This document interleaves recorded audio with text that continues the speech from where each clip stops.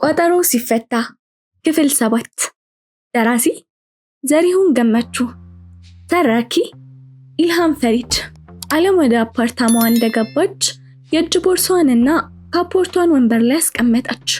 ዛሬ ከሰዓት በኋላ ለዋና አቃቤ ሕጉ ደውላለት ነበረ። እስካሁን እጇ ላይ ባስገባችው ግኝት ደስተኛ ሆኖ አላገኘችውም።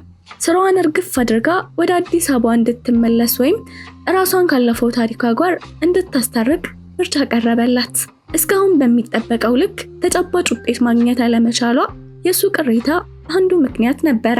ዛሬ ማታ ባላት ቀጠሮ መሰረት ለዋና አቃቤ ሕጉ የዓይን እማኝ አግኝታ ያገኘችውን መረጃ ስታቀርብለት ስሜቱ ሙሉ በሙሉ እንደሚቀየር እርግጠኛ ነች።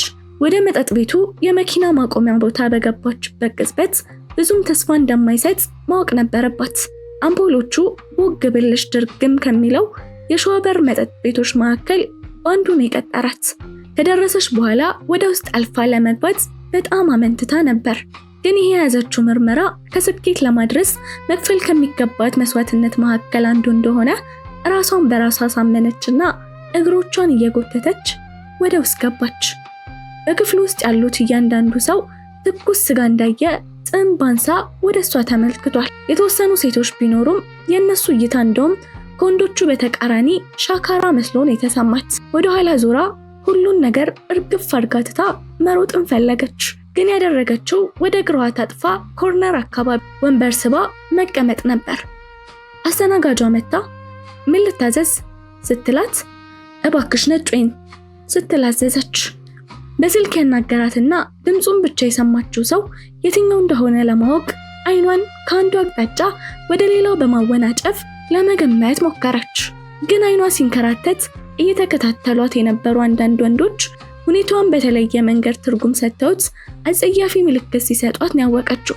ከዛ በኋላ አይኖቿን አደብ አስገዛችና መጠጧን እየተጎነጨች አቀርቅራ ማሰላሰሏን ቀጠለች። የምትፈልገው ሰው እዛ ሆቴል ውስጥ ካሉት ሰዎች መካከል አንዱ ከሆነ የምትወደውን አይነት ሰው ሊሆን እንደማይችል አሰበችና ተረበሸች። እያጨሰች ባትሆንም በዙሪያ ብዙ ሰዎች የተለያዩ አይነት ሲጋራ እያጨሱ ስለሆነ በጭስ ደመና ታፍናለች እና አሁንም ብቻዋን እንደተቀመጠች ነው። በመጨረሻ እሷ ስትመጣ ወንበር ላይ ተቀምጦ የነበረ የተጎሳቆለ አይነት ሰው ከመቀመጫው ተነሳና ወደ እሷ አቅጣጫ መጣ። የሷ ጠረጴዛ ጋር ከመድረሱ በፊት ካለው ሌላኛው ጠረጴዛ ላይ ወንበር ስቦ ተቀመጠና ይዞ የመጣውን ቢራ ከፊት ለፊቱ አስቀመጠ። የሁለቱ ወንበር መደገፊያ የተደጋገፈ ስለሆነ ጀርባቸው ተገጣጥሟል ማለት ይቻላል። በዛ ላይ ሰውየው ጥቁር ኮፍያ አድርጎ ፊቱን በከፊል ስለሸፈነ ምን እንደሚመስል በትክክል ልትለየው አልቻለችም። አንገቱን ወደ ኋላ ለጥጦ ሰው እየጠበቅሽ ነው ሲል ተናገረ። ድምፁ የተለየ ይመስላል። እኔ መሆኔን በምን አወክ? ደግሞስ ይህን ያክል ጊዜ ይፈጀብህ ለምንድን ነው? ብላ በቀዝቃዛ ድምፅ መለሰች።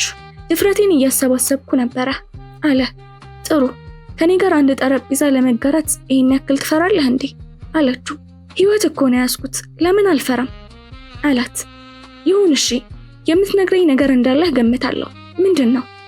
አለችው። የምትፈልጊውን ሁሉ ማውራት እችላለሁ፣ ግን መጀመሪያ ከዚህ መውጣት አለብን አላት። ጥሩ፣ የኔ መኪና ውጪ ነው፣ ነጭ ቪታራ ነች ስትለው አውቃታለሁ አላት። ሂሳብ ከፍዬ መጣው፣ እዛ ጠብቀኝ። ቀድሞ መራመድ ጀመረ። ሹክክ ብሎ ሆቴሉን ለቆ ተሰወረ። እሷም አስተናጋጁን ጠርታ ሂሳብ ዘጋችና ቦርሳዋን ይዛ ወደ ውጭ ወጣች። ወደ መኪናዋ ቀረበች። ምንም ሰው በአካባቢው አይታያትም። ወደ መኪናው ውስጥ ገባች። የውስጥ መብራቱን አብርታ መጠበቅ ጀመረች። ምንም ብቅ የሚል ሰው አልነበረም። ግራ ተጋባች፣ ተበሳጨች። ሰሞኑን ይደውልላት በነበረው ስልክ ደወለች። እንደተለመደው ይጠራል፣ ነገር ግን አይነሳም። ማልቀስ ሁሉ አማራት። እዛው መኪና ውስጥ ኩርምት እንዳለች ከአንድ ሰዓት በላይ አሳለፈች። በመጨረሻ ተስፋ ቆረጠችና አዲስ ወደ ተከራየችው አፓርታማ ነዳች። ከሀሳቧ ያባነናት የስልክ ጥሪ ድምፅ ነው። ከብስጭቷ ሳትወጣ ካልጋዋ ተፈናጥራ ተነሳችና አነሳችው። ሃሎ፣ እብድ ነው እንዴ ብለሽ አስበሻል አይደል? የምታውቀውና የምትጠብቀው ድምፅ ነበረ። አንተ የት ነበርክ? ከኔ ጋር ምን አይነት ጨዋታ ነው እየተጫወትክ ያለው? መኪና ውስጥ ተጎልቼ አንድ ሰዓት ያክል ስጠብቅህ ነበረ ስትለው ከአንቺ ጋር ድብብቆሽ መጫወት ብፈልግ ኖሮ መልኬን እንድታይ አልፈቅድልሽም ነበር። ኮማንደሩ እዛው ነበር አላት። ምንድነው የምታወራው? ገመዱ እዛ አልነበረም ስትለው የኔም ቤት ነበረ በትክክል ላየሁት። በቀጠሯችን መሰረት በቦታው ተገኝቻለሁ። ግን ኮማንደር ገመዶ ከጀርባሽ በቅርብ ርቀት ተቀምጦ ያየሁት በአካባቢው መቆየትና ካንቺ ጋር ማውራት መቀጠል አልችልም አላት።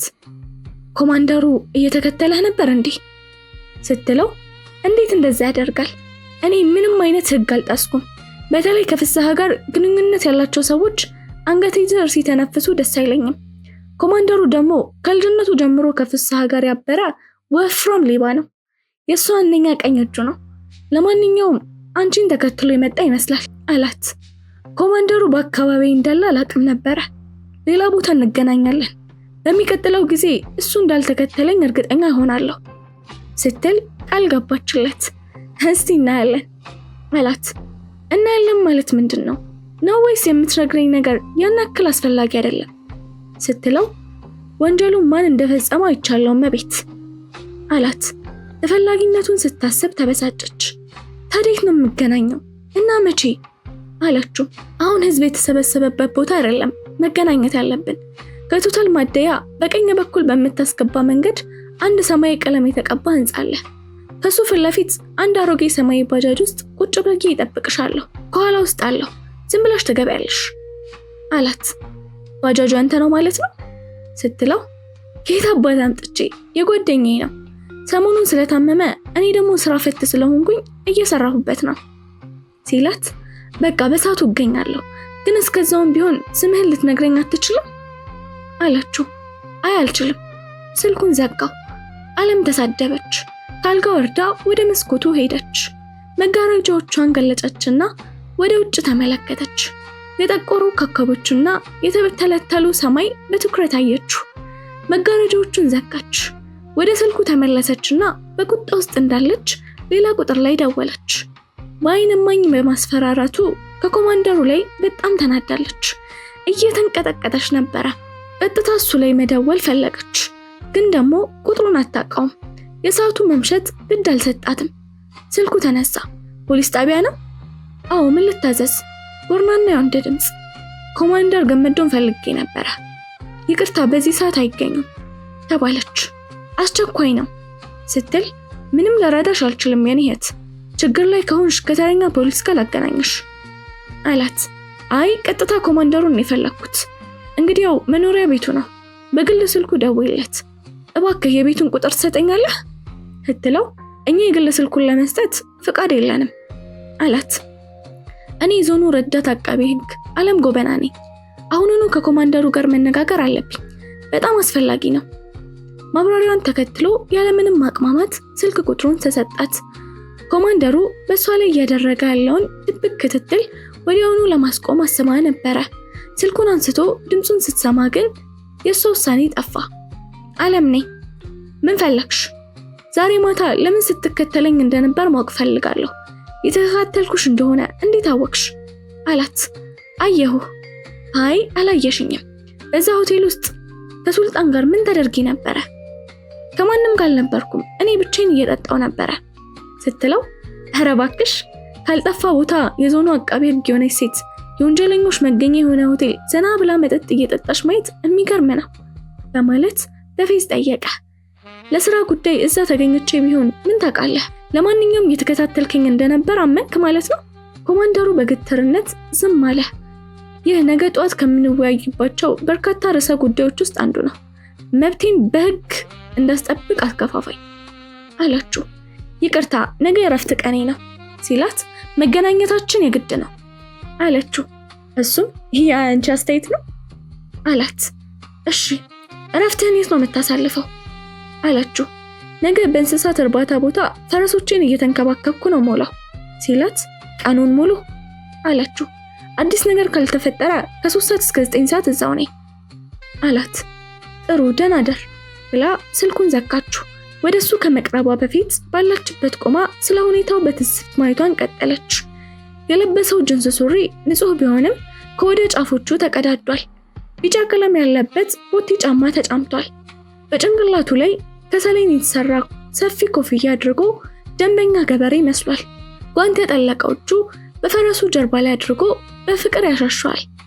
እርግጠኛ ነኝ ሰውን እንኳን በዚህ መጠን አይንከባከብም ስትል በውስጧ አማችው። አንደኛው እጁ በላይኛው የአጥር አግዳሚ እንጨት ላይ ተደግፎ ነበረ። ኧረ ደብግዘው ብሎ ፈረሱ ላይ ጮኸበት። ድምፁ ልክ እንደ ባህሪያቱ ወንድ ነው። በአቅራቢያው የሚገኘው ፈረሶች ወደ 4 አካባቢ ተከፋፍለው ይታያሉ። ሁሉም ሸኮናቸው መሬቱን እየቆፈሩ ስራቸው ከቀረበላቸው የሳር ክምር ላይ እያነሱ ይበላሉ። የሚንቀጠቀጡ የፈረስ አፍንጫ ቀዳዳዎች የእንፋሎት መሰል ጭስ ያወጣሉ። ኮማንደሩ አንዱን ፈረስ በተለይ ወደሱ ስቦ መዳበሱን ቀጥሏል። ወደሱ ቀረበችና ስሙ ማን ይባላል አለችው። የኮማንደሩ ጭንቅላት ቀና ብሎ ተመለከታት። ሴት ነች ሲል መለሰላት። ኦ ነው እንዴ? ወንድ መስሎኝ ነው አለችና ጀርባዋን መዳበስ ጀመረች። ያንተ ነች አለችው። አዎ አላት። ይገርማል፣ አንድ የፖሊስ መኮንን የራሱ ፈረሶች ኖሮት ሲንከባከብ ስትለው ምን ይገርማል? ፖሊስ ከመሆኔ በፊት በልጅነቴ ጀምሮ እዚህ ሰራ ነበረ። የራሴ የሆኑ ከብቶችና ፈረሶች ይኖሩኝ የመጀመሪያው የፖሊስ መኮንን ከመሆኔ በፊት ነው። እንደውም ፖሊስ ባልሆን ኖሮ አሁን ካሉኝ ነገሮች በጣም የበለጠ ይኖረኝ ነበረ አላት። አዎ ትክክል ነህ፣ እኔም እንደዛ ነው ማምነው። ግን ታዲያ ለምን ፖሊስ መሆን ፈለክ አለችው። ምክንያቴን ላንቺ ለመናገር ፈቃደኛ አይደለሁም አለና ከወንዶቹ ፈረሶች መካከል ነጭና ጥቁር ቀለም ኖሮት ቡራቡሬ ገጽ ያለውን ውብ ፈረስ ሉጋሙን ከአፉ ከፍቶ ከመሃል ጎትቶ አወጣው። ፈረሱም እንዳደረገው ሲሆንለት አየችና ተገረመች። ከሱ ጋር እውነተኛ ግንኙነት ያለህ ይመስላል አለችው። አለም ሲወለድ ስሩ ነበርኩኝ። ሙሉ እድሜውን በፍቅር ተንከባክቤዋለሁ። ስለዚህ ቢወደኝ አይገርምም አላት። ለፈረሶች የምታሳየው ፍቅር ግማሹን ለሰው ብታሳይ እንዴት ጥሩ ነበረ። ፈረሶችን በትህትና ስታናገር ከቆየህ በኋላ ከሰው ጋር ማውራት ስትጀምር ቶንህ ወዲያው ይቀየርና ተናዳፊ ትሆናለህ አለችው። የመዘፍ ፈገግታ ፈገግታለና ለፈረሶችም ሆነ ለሰዎች የሚገባቸውን ነው ማደርገው አለና አጥሩ ላይ ተንጠለጠለውን ኮርቻ በማንሳት ፈረሱ ጀርባ ላይ አድርጎ አሳሰረውና የፈረሱን ልጓም ይዞ ወደ መውጫው መሄድ ጀመረ። ግራ ተጋብታ ወዴት ትሄዳለህ ስትል ጠየቀችው። ትንሽ መጋለብ ፈልጋለሁ አላት። ከንዴቱ አንፃር ማልቀስ አማራት። ላናግርህ እፈልጋለሁ። ለምን እንደመጣው እያወቅ ጥለኸኝ ልትሄድ ነው አለችው። ፈረሱ ላይ ወጣና ወደሷ ቀረበ። እጁን ዘረጋላት። ግራ ተጋባችና በቆመችበት አይኖቿን አቁለጨለጨች። እጅሽን ስጪኝ አላት። ዝም ብላ ቀኝ እጇን ወደ ላይ ሰቀለችለት። አጥብቃ ያዛትና ወደ ላይ ጎተታት። ጥንካሬ አስገረማት። እርካብ ላይ እግሯን አኖረችና እንጣጥ ብላ በመውጣት ከጀርባው ፈረሱ ላይ ተፈናጠጠች። ከዛ ለፈረሱ ልጓሙን ለቀቅ ሲያደርግለት ፈረሱ እየሰገረ ወደፊት ተስፈነጠረ። በፍራቻ ወገቡን አጥብቃ አቀፈች። የኮረኮች መንገዱን ይዞ ወደ ከተማዋ መውጫ ሽምጥ መጋለብ ጀመሩ። ትላንት ማታ በቡና ቤት ውስጥ ከማን ጋር ነበር የተገናኘሽው አላት። ይሄኔ ጉዳይ ነው ኮማንደር፣ ለምን ተከተልከኝ? ልጠይቀው የምትፈልገው ብዙ ጥያቄዎች ነበራት። ነገር ግን በእያንዳንዱ የፈረስ እንቅስቃሴ ከተቀመጠችበት እንጣጥ ብላ ጀርባው ላይ ስትለጠፍ ስለነበር አእምሮዋ በጀመረው ሐሳብ ላይ ጸንቶ እንዲቆይ ማድረግ ከባድ ሆነባት። እንደምንም ወደ አእምሮዋ የመጣውን የመጀመሪያ ጥያቄ ጠየቀችው። አንተና እናቴ እንዴት የቅርብ ጓደኞች ሆናችሁ አለችው። አብረን ያደግነው አለ በንቀት። ትንፋሽ ወሰደና ቀጠለ። ትምህርት ቤት መጫወቻ ሜዳ ላይ ተጀምሮ በእድሜ እየገፋን ስንሄድ ተሻሻለ። አስቸጋሪ ሆኖ አያውቅም አለችው። አይ አንዳችን ከሌላችን የምንደብቀው ምንም ሚስጥር አልነበረንም። እንዲያውም ያንቺን ካሳየችኝ የኔንም አሳይሻለሁ እያለን እንጮት ነበረ። በአጠቃላይ በእኔና በሷ መካከል አይነክ የተባሉ የውይይት ርዕሶች አልነበሩ ሲል አከለበት። ያ አንድ ሴት ልጅ ከሌላ ሴት ጋር የሚኖራት አይነት ግንኙነት አይደለም አለችው። ብዙውን ጊዜ ግን ሰሎሜ ብዙ የሴት ጓደኞች አልነበራት። አብዛኞቹ ልጃገረዶች በሷ ይቀኑ ነበረ ሲላት ለምን አለችው። አለም መልሱን ቀድሞውንም ብታውቀውም ከሷ አንደበት መስማት ፈለገች። በአንተ ምክንያት ነበር አይደለ ካንተ ጋር የነበራት ወዳጅነት አለችው። ምናልባት ሊሆን ይችላል። ዋናው ጉዳይ ግን እሷ በጣም ቆንጆ ነበረች። በዙሪያው ያሉ አብዛኞቹ ልጃገረዶች እንደ አጋር ሳይሆን እንደ ተቀናቃኝ ነበር የሚቆጥሯት። ቆይ እንዴ ፈረሱን አቅጣጫ ከመቀየሩ በፊት አስጠነቀቃትና ፈረሱን ጉድጓዳ አካባቢ ሲረግጥ ወደፊት ገፋት። እሱ ላይ ተለጠፈች። በደመ ነፍስ ወገቡን አጥብቃ አቀፈችው። ፈረስ ቁልቁል ሲወርድ ወደፊት መንሸራተት የሚጠበቅ ነው። ስትረጋጋ እናቴ ሁሉንም ሚስጥሮች እያወጣች ላንተ ትዘረግፍ እንደነበር እየነገርከኝ ነው ብላ ጠየቀችው። አዎ እንደዛ ነበር የምታደርገው። እሷ እንዳንቺ አይነት ውስብስብ ሴት አልነበረችም። ለምሳሌ አንድ ቀን ምንም ሳትነግረኝ ከትምህርት ቤት ቀረችና የሆነ ችግር እንዳለ አውቄ ነበረ። ተጨንቄ ስለነበረ በረፍት ወደ ቤቷ ሄድኩኝ። አያትሽ በስራ ላይ ስለነበሩ ሰሎሜ ብቻዋን እያለቀሰች ነበር ያገኘኋት። ፈርቼ ምን እንደሆነች እስክትነግረኝ ድረስ ጨቀጨኳትኝ። ጉዳዩ ምን ነበረ? የወር አበባ ለመጀመሪያ ጊዜ መጥቶባት ነበረ። አያትሽ የወር አበባን በተመለከተ የኃጢአት ፍሬና እርግማን እንደሆነ የሚያተርኩ አስፈሪ ታሪኮችን ነግሯት ስለነበር በጣም አዝና ነበር ያገኘኋት። እንዴት ነው አያትሽ ላንቺም እንደዚህ አይነት አስፈሪ ታሪኮችን ይነግሩሽ ነበር ሲላት ዓለም ወገቡን ሳትለቅ አንገቷን እንደምንም ቀና አደረጋችና ያን ያክል የሚረብሹ አይነት ታሪኮችን ነግራኝ አታውቅም። ምናልባት አያቴ እኔም ማሳደግ በጀመረችበት ጊዜ ተሻሽላ ሊሆን ይችላል። ለአቅመ አዳም በደረስኩበት ጊዜ በቀላሉ ነው የተቀበልኩት አለችው። ፈረስ ግልቢያውን እስኪያቆም ድረስ ዓለም ያሉበት ቦታን አላስተዋለችም ነበረ። መኖሪያ ቤቱ ደርሶ ነው ያበረ ያቆመው። ከዛስ እንዴት ሆነ ስትለው አዝናናዋትና የወር አበባ ማለት ሴትነቷን በይፋ የታወጀበት ድንቅ ቀን እንደሆነና መደሰት እንጂ ማልቀስ እንደማይገባት ነገርኳት። ሰራ ታዲያ አለችው። እንደምገምተው ማልቀሷን አቆመችና ዓለም የታሪኩን በጣም አስፈላጊ ክፍል እንዳልነገራት ስላወቀች እንዲቀጥል አነሳሳችው። ከዛማ በቃ አለና ቀድሞ ከፈረሱ ላይ በቀላሉ በመውረድ እግርሽን አንሹ አለና እሷን ለማውረድ እጁን ዘርግቶ በጠንካራ እጁ ወገቡ ላይ አቀፋትና ወደ መሬት አወረዳት። ከእናቷ ጋር ሲሳሳም የሚያሳየውን ፎቶ መመልከቷን አስታወሰች። ለቅሷን ካቆመች በኋላ ሳምካት አይደለ አለችው። በትከሻው የማይመች እንቅስቃሴ አደረገ። ከዛን ቀን በፊትም ስሜት ነበረ፣ ግን ያ የመጀመሪያው እውነተኛ መሳም ነበር አይደል ስትለው እሷን በጥልቀት ተመለከታትና ወደ ቤቱ በረንዳ ወጥቶ በሩን ገፋው። ወደ ኋላ ዞር አለና መግባትም ሆኖ አለመግባት ያንቺ ጉዳይ ነው አለና ክፍት አድርጎ ተዋው። ወደ ውስጥ ገብቶ ጠፋ። ተስፋ የቆረጠች ቢሆንም ደግሞ ተጨማሪ ማወቅ ጉጉት ስላላት ተከተለችው። ፊት ለፊት በር በቀጥታ ወደ ሳሎን ተከፈተ። በግሯ በኩል ባለው በር በኩል የመመገቢያ ቦታና ኩሽና ማየት ትችላለች። በተቃራኒው በኩል ያለው የመተላለፊያ መንገድ ወደ መኝታ ክፍል ይወስዳል። እሱም ሲያወራ ትሰማለች። የሳሎኑን በር ዘጋች። መነጽሯን አውልቃ ዙሪያውን ተመለከተች። ቤቱ እንደ ላጤነት ወዝ ነበረው። ፈርኒቸሮቹ መጠነኛ ቅልብጭ ያሉ ናቸው። በግራ ግድግዳ ያለው መደርደሪያ ላይ ያሉት መጽሐፎች የተዘበራረቁ ነበሩ። ቡና ትፈልጊያለሽ አላት። ባገኝ ደስ ይለኛል አለችው። ወደ ኩሽና ገባ። የቀዘቀዙ እግሮቿ የደም ዝውውር እንዲስተካከል እያፍታታች በክፍሉ ውስጥ መዞሯን ቀጠለች። ከመጽሐፍ መደርደሪያው በላይ ወደ ተቀመጠው አንድ ረጅም ዋንጫ ቀልቧ ተሳበ። በላዩ ላይ የኮማንደሩ ስምና ቀኑ በግልጽ ፊደላት ተቀርጾበታል።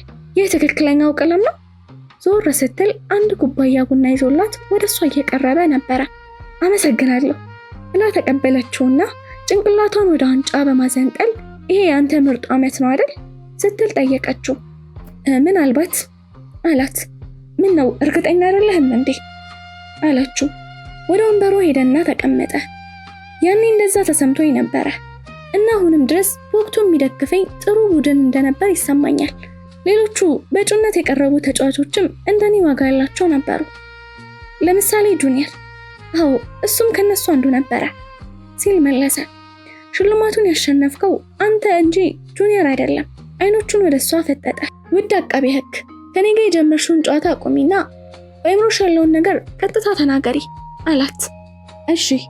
በተሸፈነ የዋንጫ ክንድ ላይ ተደግፋ በጥንቃቄ ተመለከተችው። በወቅቱ ኮከብ ግባግቢም ኮከብ ተጫዋችን መሆን ያለብህ አንተ ነበርክ።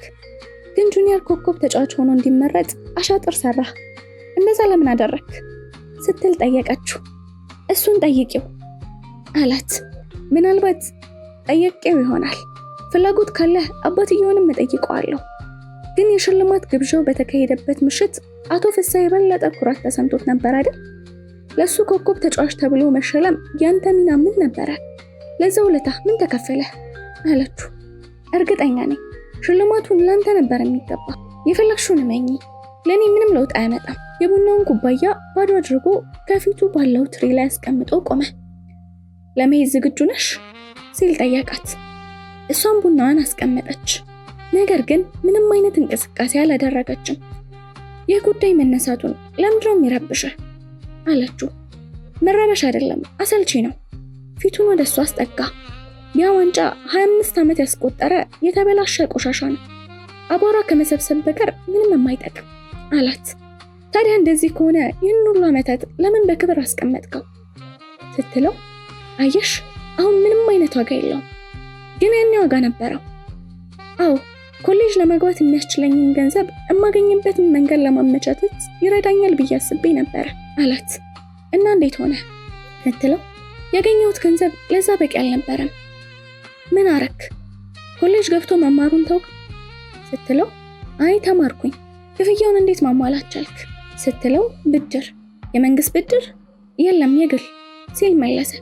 ገንዘቡን ማን አበደረ? አቶ ፍስሐ አለችው። አዎ ግን ለ3 ዓመት ወጪን ያበደረኝ እያንዳንዱን ሳንቲም መልሼለታለሁ ለሱ በመስራት አለችው። አዎ ፖሊስ ማሰልጠኛ እስክገባ ድረስ ለሱ ነበር የምሰራው። ፖሊስ ቤት የተቀጠርከው ከሱ ስር ራስህን ነፃ ለማውጣት ነው? መስመር በለቀቁ ጥያቄዎቿ ተገርሞ ዝም አላት።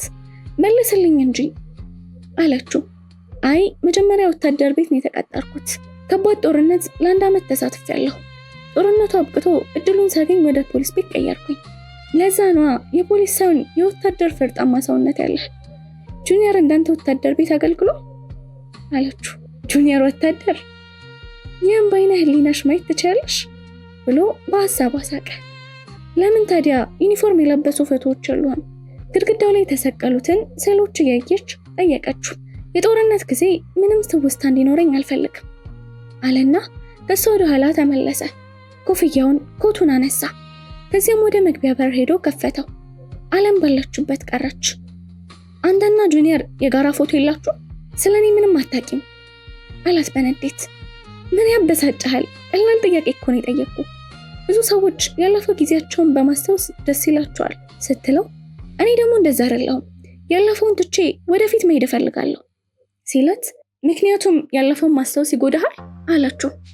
አንዳንዶቹን ታሪኮችን ማስታወስ አዎ ይጎዳኛል አላት። ክብርት አቃቤ ሕግ፣ ካሁን በኋላ ያሉሽን ጥያቄዎች በፍርድ ቤት በኩል እንድታቀርቢ መክርሻለሁ። ያ ለአንቺ የበለጠ አስተማማኝ ነው አላት። ምንም ሳትናገር ቤቱን ለቃ ወጣችና መኪናዋን አስነስታ አካባቢውን ለቃ ሄደች። እናትሽን ማን እንደገደላ ታውቃለሁ ካላት ሰውዬ ጋር ለመገናኘት ቀጠሮ ስላላት ነበረ። ቦታው ላይ እንደደረሰች በሩቅ የነገራትን አሮጌ ባጃጅ መኪና ተመለከተች። ውስጡም አንድ ሰው እንዳለ እየታያት ነው። አሁን የእናቷን ትክክለኛ ገዳይ ማን እንደሆነ የምታውቅባት ደቂቃ መቃረቡን አሰበችና ደስታም ፍርሃትም ተሰማት። ከመኪናዋ ላይ ወረደችና አካባቢውን በጥንቃቄ ቀረነች። ከዛም ወደ ባጃጅ ተራመደች። ሰውየው ከጀርባ ተቀምጦ ማየት ትችላለች። ጫማዎቿ መሬቱን ሲረጋግጥ የሚያሰሙት ድምፅ በጆሮዋ ያንቃጭላል። አካባቢው በጨለማ እንደተዋጠ ነበረ። ሌላ ምንም አይነት መኪና በአቅራቢያ አልቆመም። አለም ባጃጇ አጠገብ ስትደርስ ድንጋጤ ተሰማት። ወደ ውስጥ ገባች። የዓይን ምስክሯ አስቀያሚ ትንፋሽ ወደ ውስጧ ገባ። እሱ ደንዝዞ ነበረ። በተደጋጋሚ ገላውን መታጠብ አለበት ስትል አሰበች። አተኩራ አየችው። በጣም ደነገጠች። አንገቱ ወደ ኋላ ታጥፎ ይታያል። አይኖቹ ፈጣ ያስፈራሉ። በአንገቱ ዙሪያ ያለው ገመድ አንገቱ ስር ጠልቆ ገብቶ እሱ ሞቷል። ደንዝዛ ለተወሰነ ጊዜ ባለችበት ተቀመጠች። ከዛ በደመ ነፍስ ባጃጇን ለቃ ወጣች። እግሯ መሬት ላይ ቢያርፍም መንቀሳቀስ ግን አልቻለችም። እየተንቀጠቀጠች ነው። በፍርሃት ጮኸችና ጨለማ ውስጥ ሆና ቀጠጠች። ድንገት 2 የፊት መብራቶች ግንባሯ ላይ በራ። በሁለት እጆቿ ፊቷን ለመከለል ሞከረች። መሮጥ ፈለገች። ምንም ነገር ከማድረጓ በፊት አንድ ሰው ከኋላ ተንደርድሮ መጣና ክንዷን ያዛት። ዞር ብላ ስታየው ያልጠበቀችው ሰው ነው። ገመዶ። እፎይታና ሽብር በተቀላቀለበት ስሜት አለቀሰች። እዚህ ምን ታደርጊያለሽ? ተመሳሳይ ጥያቄ ልጠይቅህ ነበረ። ያ ሰውዬ ሞቷል አለች። የሚወዛወዝ ጣት ወደ ባጃጅ እየጠቆመች። አውቃለሁ። ታውቃለህ? አዎ፣ ስሙ ሱልጣን ደገፎ ይባላል። ለአቶ ፍስሐ ይሰራ የነበረ ሰው ነው። በፈጣሪ ስም ምን አይነቱ ጥንቅጥ ነው አለች። አይ በነፍስ ግድያ ተጠርጣሪነት የማልወስድብሽ ምክንያት ሰውየው ጉሮሮን ታንቆ መገደሉ ደውሎ የነገረኝ ምስክር አንቺ ከሞተ በኋላ ወደ ባጃጁ እንደገባች ስለነገረኝ ነው። ሲገደል ያየ ሰው አለ? ትክክል። ገዳዩ እኔ እሱን ለማግኘት ወደዚህ እንደምመጣ የሚያውቅ ይመስለኛል። አንተ እንዴት በፍጥነት እዚህ ደረስክ? እሱን አንገዱ ላይ ገመድ ጠምጥሜ ያላኩት ይመስልሻል? ብሎ ሳቀ። ከዛ አንድ ምክትሉን ጠራና ሳጅን አቃቤ ሕጉን ወደ ቤቷ መልሷት ሲል አዘዘው። ወደ ቤቷ መግባቷን እርግጠኛ ሆኖ ሲል አከለበት። እሺ ጌታዬ አለው። እስኪነጋ ድረስ በአካባቢው ሆኖ የሚጠብቃት ሰው መድቡ፣ የትም እንደማትሄድ እርግጠኛ ሆኖ አለ። ምክትሉ ወደ መኪናዋ እንድትመለስ ከመፍቀዷ በፊት ዓለምና ኮማንደሩ የጥላቻ እይታ ተለዋወጡ። ክፍል 8 ይቀጥላል።